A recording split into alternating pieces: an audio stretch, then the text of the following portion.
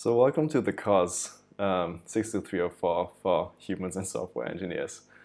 So who is this for? The basic idea is that this is for software engineers or software developers who work for a company, and the company suddenly forces them to work on software as a medical device, which is highly regulated. Or well, maybe it doesn't force them, and you as a software engineer just decided to join a startup, and you noticed, well, the software we're developing is actually super regulated because it's classified as a medical device. So you have these various standards which are applicable. One of them is the 62304, which regards like the way you develop software and what you have to document for this.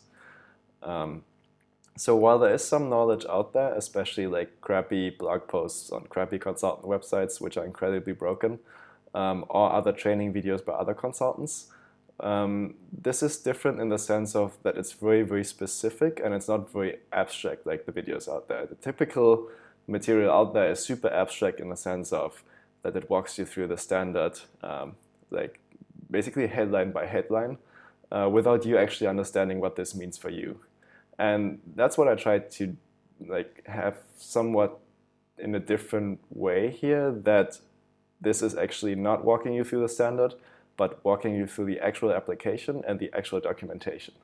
So clearly I'll be oversimplifying a lot, and the risk of this will be that you won't be super compliant, but the actual goal is that you understand the high-level concepts and you actually know what to do afterwards. So that's what I'm prioritizing heavily.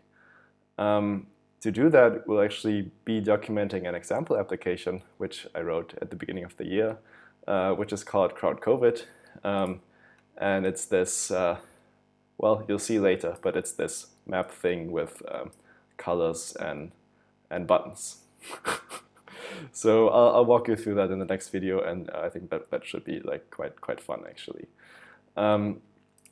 So what else can you actually do while you follow along with this course? I'll be posting links to like relevant material which you can read, but the main things would actually be reading the standard yourself.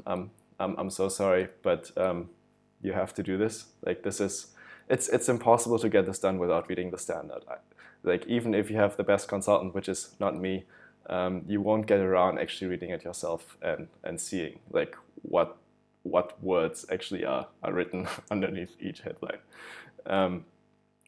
For that, I have this this link on my site, which links to this very trustworthy Estonian website where you can actually get standards which, well, are the Estonian version, but essentially they're still in English and they have the exact same content like the overpriced official English versions. So I strongly recommend you look into that if you don't have access to the standards yet.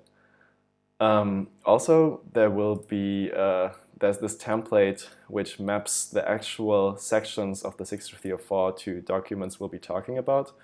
So that kind of gives you an overview how the documents we're looking at actually make you compliant. So that's kind of important. I would just briefly skim that as it's obviously not interesting reading. But that's something which you should kind of know about. And like, I mean, most important point, like it does state the titles of the sections, but it doesn't state the content. So for that you need the standard. And I think this is kind of like a dangerous territory, because otherwise I would probably be infringing on like the shady copyright situation of like not posting standard contents online, but instead you can buy them at the friendly Estonian website. And finally, I have this this SOP about software development on my website. So this is just a template and a suggestion how you could structure your process for software development at your company. By no means do you actually have to do it this way, but this is my suggestion because it's kind of a very minimalistic implementation of a compliant process. And the cool thing is it also, which is, I guess, as innovative as you can get in the regulatory space, it also includes risk management, which is a separate standard, and usability evaluation, which is also a separate standard. So typically those are other processes, separate ones, but in this highly disruptive process document, it's actually all in one. So that's kind of cool because I think it gives you a broad understanding of what other stuff would be going on during your product development. I'll just super briefly walk you through it, and I think the most important point is in the subsequent videos I won't even walk you through all steps. I'll only look at specific steps because this is, again, geared towards you as a software engineer. And I'm assuming that you're in a slightly larger company where there are separate people doing risk management, usability stuff like user testing, and the other regulatory like boilerplate stuff, which is like setting up the QMS, doing document management, signing, that sort of stuff.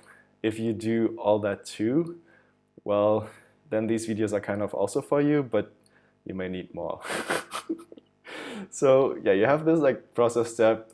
The first one is design input, which doesn't concern you. This is like in your company, people come up with a product idea and fill out some regulatory documentation. Second step is usability stuff and risk management, so that also doesn't concern you because hopefully the usability and risk management people at your company will be doing this. Same for the third step, where you do a first assessment on those two things. The fourth step is actually relevant for you because that's about planning your software, so we'll be talking about that. Same for the fifth, it's about reviewing your software plan.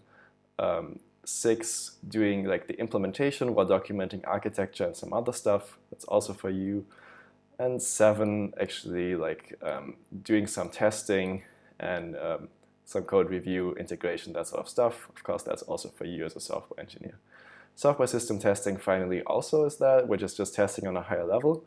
And I think that's already it, because afterwards is only validation is kind of user testing, final risk assessment and risk-benefit analysis is stuff for the risk manager, and release is again for you, whereas it's mostly just filling out documentation.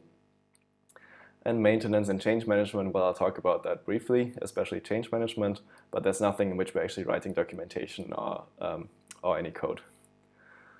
Cool, so that's it. And as a next step, we'll actually be looking at the application which we'll be documenting. I hope you don't fall asleep, and good luck with the videos.